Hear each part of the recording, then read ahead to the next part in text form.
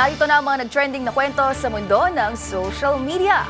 Pasaring ng netizen sa mga empleyadong mababaw umano magdahilan sa pag-absent sa trabaho, viral. Publiko, hati ang opinyon. 76-year-old driver na laging kinakancel ng mga pasahero, laking pasalamat sa pasaherong nagantay sa kanya ng halos 15 minuto. Pusang hindi umano marunong magmeow, kinaaliwan online. Ina na nakapagpag-graduate ng 6 na anak sa pamamagitan ng paglalabada, hinangaan ng netizens. Lalaking bumisita sa iba't ibang bansa, 4 na beses pinatunayang hindi siya espiya. At Maroon 5 magbabalik Pinas sa Enero. Kendrick Lamar magpapasiklab sa 2025 Super Bowl halftime show.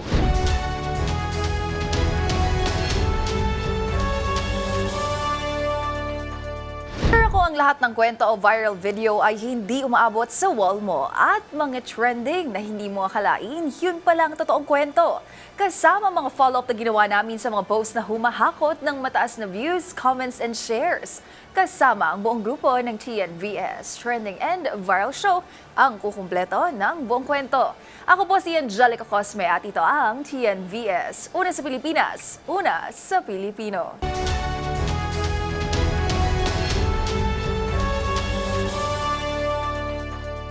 Sa ating unang trending story.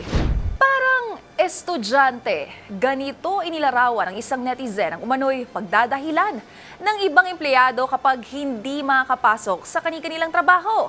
Giit kasi nito, bilang mga empleyado ay may responsibilidad tayo sa mga kumpanyang pinapasukan natin, lalo't sila niya ang nagbibigay ng perang ikinabubuhay natin sa pang-araw-araw. Pero ang mga netizen tila hati ang reaksyon sa viral post. Ang dahilan kung bakit tinutukan ni Arnold Herrera.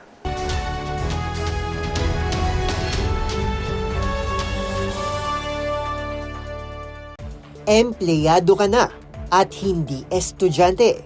Ito ang pasaring ng isang netizen laban sa mga empleyado na mababaw umano magdahilan sa hindi pagpasok sa trabaho.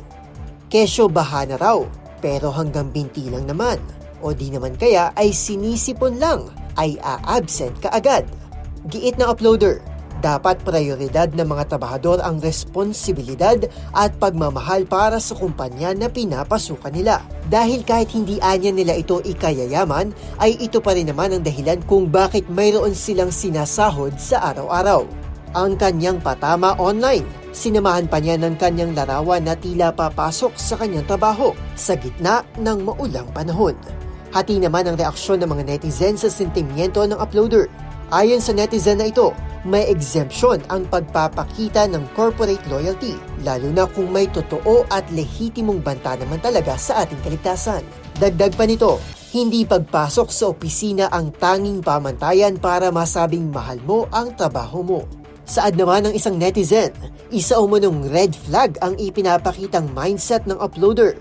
Anya, hindi niya kinakailangang mangutya ng iba at hayaan na lang niyang magsalita ang kanyang mga gawa para sa kanya. Sabi pa ng empleyadong ito, sa loob ng 7 taon ay natutunan niya na mahalagang piliin muna ang sarili, aka kalusugan at work-life balance. Samantala, may iba ring pumanig sa pasaring ng uploader.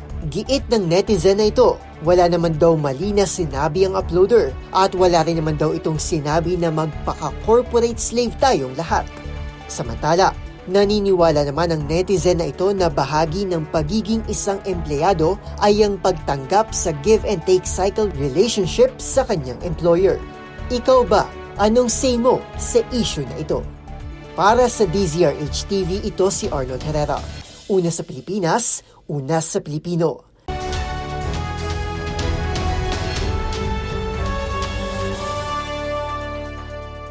Para sa ating next viral story, patience goes a long way. Isang kwento ng senior citizen na driver ng car hire service ang pumukaw sa damdamin ng marami. Ang 76-year-old kasi na lalaki, laging kinakancel ng mga nakabook sa kanya dahil sa tagal niya bago masundo ang mga ito. Kaya laking pasalamat ni tatay sa pasaherong nag-antay sa kanya ng halos 15 minuto. Ang buong kwento pakinggan sa trending report ni Rose Babiera.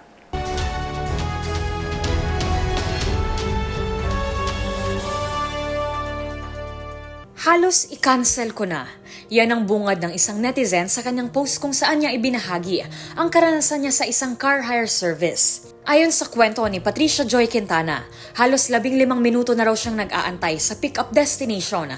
Ngunit wala pa rin ang sasakyan na binook niya kahit pa nakatag na ito na arrive at destination. Naiinip na raw ang dalaga dahil bukod sa tagal ng pag-iintay, hindi rin alam ng driver kung saan ba ang eksaktong lokasyon nito at kung paano makakarating doon.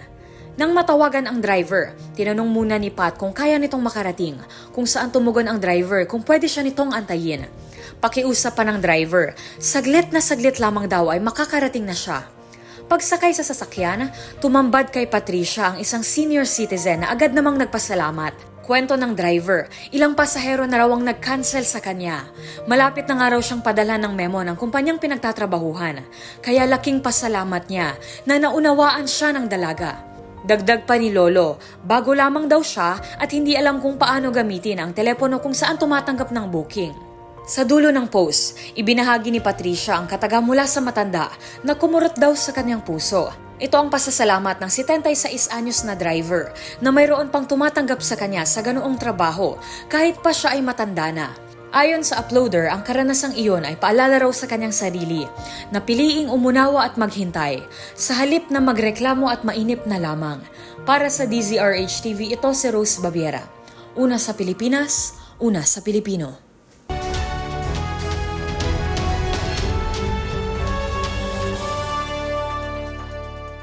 Sa ating next trending story, hi sa halip na meow.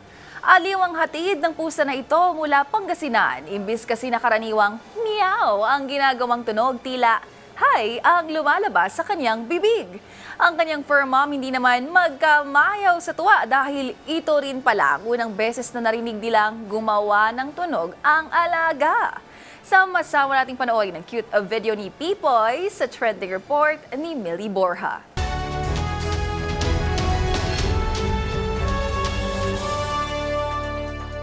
Ariana Grande Cat version, Bilingual Cat at Uncle Roger Cat. Ilan lang yan sa mga salitang iniwan ng mga netizen para i-describe ang tunog na ginagawa ng 1-year-old Persian cat na si Pipoy mula Pangasinan. Ang fur baby kasi, imbis na pangkaraniwang meow, aba, tila hi ang lumalabas na tunog sa kanyang bibig.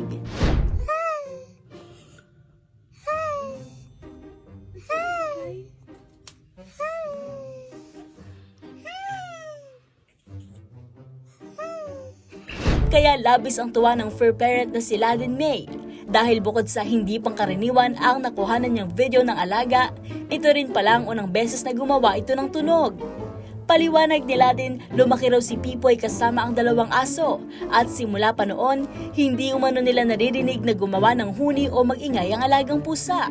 At dumating ang araw kung saan bumisita ang girlfriend ng kanyang kapatid, dala rin ang isa pang alagang pusa. At sa di inaasahan, dito na lumabas ang kakaibang huni ni Pipoy. Siyempre, hindi mawawala ang nakakaaliw na hirit ng mga netizen. Ang isang ito, tila nagbigay pa ng instruction kay Ladin.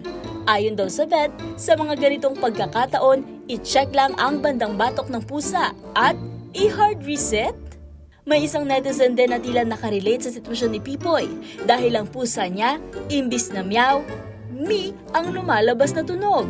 Ang post na ito ni Ladin umabot na sa 1.1 million hearts at 6.3 million views sa TikTok.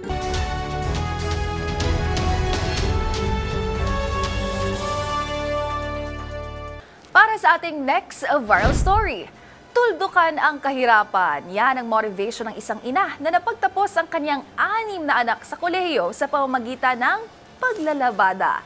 Aniya, nais niya raw matigil ng cycle ng kahirapan na kanyang naranasan kaya pinasok niya ang lahat. Mapag-aral lang ang kanyang 6 na anak. Pagmamalaki pa ng nanay na ito, mismo ang kanyang mga anak ang naging katuwang at kasamang dumiskarte para maitaguyod ang kanilang pamilya. Ang success yet humble story na ito, pakinggan sa trending report ni Rose Babiera.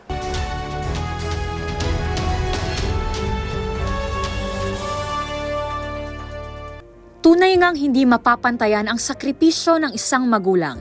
Yan ang ipinamalas ng isang ina na hinahangaan ngayon ng marami sa pagpapatapos ng 6 niyang anak sa kolehiyo. Ngunit ang kwentong ito ni Nanay Malu Certeza ay hindi pangkaraniwan. Itinaguyod niya kasi ang pamilya sa pamamagitan ng paglalabada at iba pang pagkakakitaan.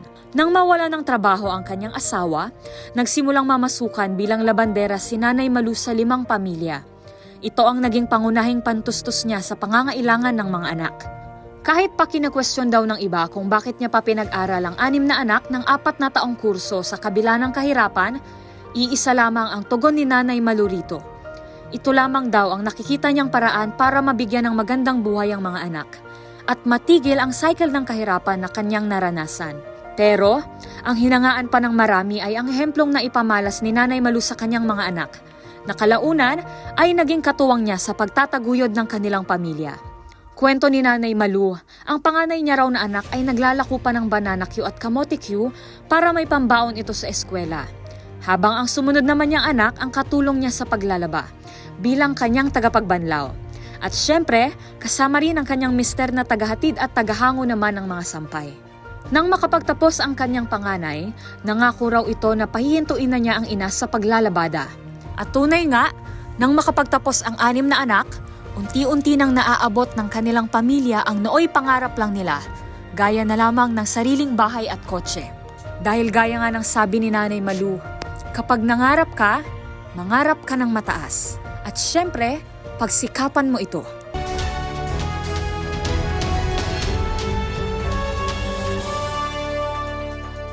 Sa ating next trending story, #travel goals. Mapapasana all ka na lang talaga sa mga taong maswerteng nakatapak sa iba't ibang bahagi ng mundo. Gaya ng seasoned traveler na ito mula USA na ilang beses nang nakapunta sa iba't ibang bansa. Sapat na para makapagtala ito ng bagong world record. Pero sa kabila niyan, hindi rin naging madali ang kanyang naging karanasan dahil 4 na beses itong na-detain matapos mapagkamalang espiya. Ang kanyang kwento tutukan sa report ni Millie Borja.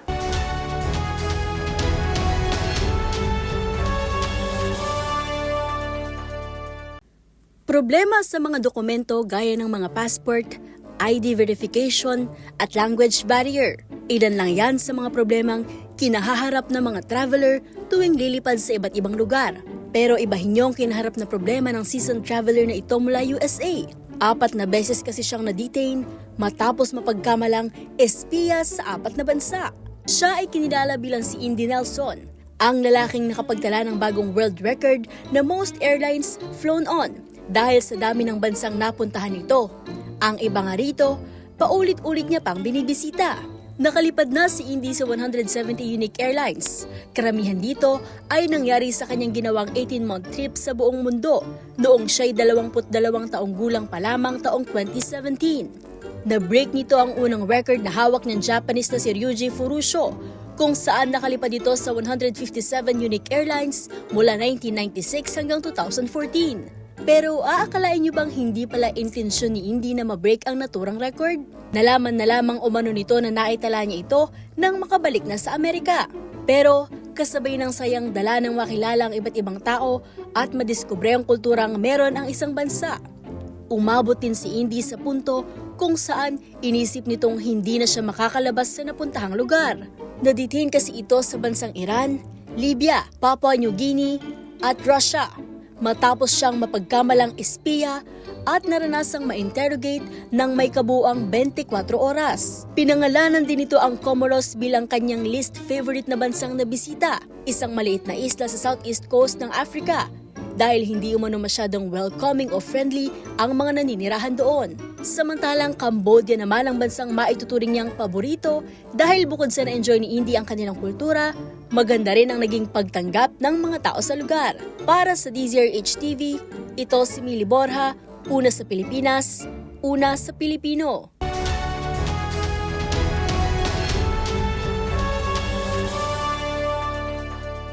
At para sa trending showbiz balita, get ready to move like Jagger Maroon 5 fans. Sa Enero kasi kumpirmadong magbabalik Pinas ang American pop band sa likod ng mga kantang Payphone at Sunday Morning para sa kanilang Asia Tour. At matapos maki-rude boy kay Rihanna at Love in This Club kay Usher, ang rap megastar namang si Kendrick Lamar ang magpapasiklab sa inaabangang Super Bowl halftime show next year. Ang iba pang detalye tutukan sa Showbiz Report na ito.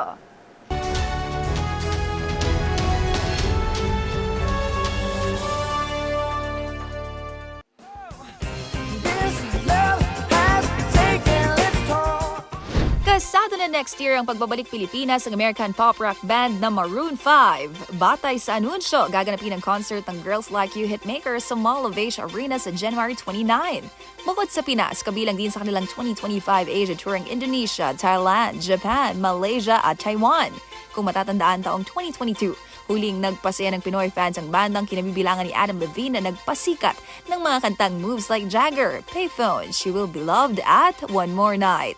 Samantala, sa iba pang balita, inanunsyo na ng National Football League o NFL ang headliner para sa Super Bowl halftime show next year. My name Kendrick Lamar, and I'll be performing at Super Bowl 59. Will you be pulling up? I hope so. You heard it right! Ang rap megastar na si Kendrick Lamar magpapasiklab sa Super Bowl stage sa February 2025 sa New Orleans. Pero alam mo bang hindi ito ang unang pagkakataong bibida ang 37-year-old artist sa halftime concert ng naturang annual League Championship game? Dahil noong 2022, nag-perform na rin dito ang Grammy-winning hip-hop artist kasama sina Snoop Dogg, Dr. Dre, Eminem, 50 Cent at Mary J. Blige na ginanap naman sa Los Angeles. Kung matatandaan, noong nakaraang taon, ang R&B icon na si Usher ang naghatid ng electrifying performance sa Super Bowl halftime show.